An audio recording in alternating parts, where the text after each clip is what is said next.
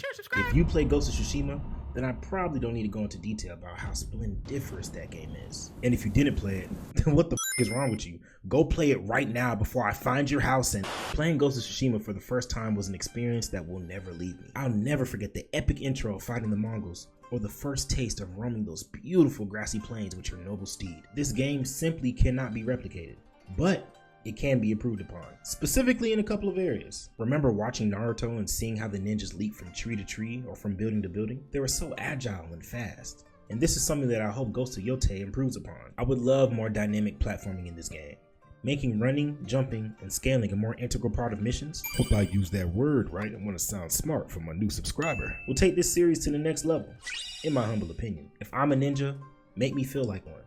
Now, to my main point. When it comes to video games, everyone has an aspect that they appreciate more than others. When it comes to Ghost, maybe it was those graphics I mentioned. Maybe it was Jin's redemption story. Or maybe it was the ability to turn into a shinobi and eliminate your enemies before they can even realize they're in danger. But for me, it was that combat, baby. Ghost of Tsushima might have my favorite combat in a video game ever. It's definitely my favorite sword fighting in a game for sure. The fluidity of the swings, the sounds of the blades clashing, and the satisfying feeling of securing a kill on an enemy was a dopamine rush I never got tired of. Fun fact, I love the combat so much, this is one of the only games I played on max difficulty, just because the challenge was worthy in my opinion. Also, the way they did their lethal difficulty mode was extremely enticing. When most games offer the choice of raising the difficulty, they usually take the approach of making you weaker whilst making the enemy stronger. Now, I don't know about you, but I didn't pay $80 to be inferior to the AI. I want the playing field to be even, or I want to be stronger than everyone around me. But the beauty of lethal mode is that it does both. You see,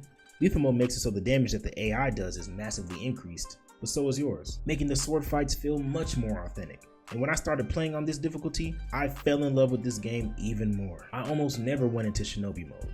No matter how many enemies there were, I did not ever want to play stealthily. I always wanted to stand on business. One-man army versus 50. And one day, whilst chopping up my enemies like a Caesar salad, a realization dawned upon me.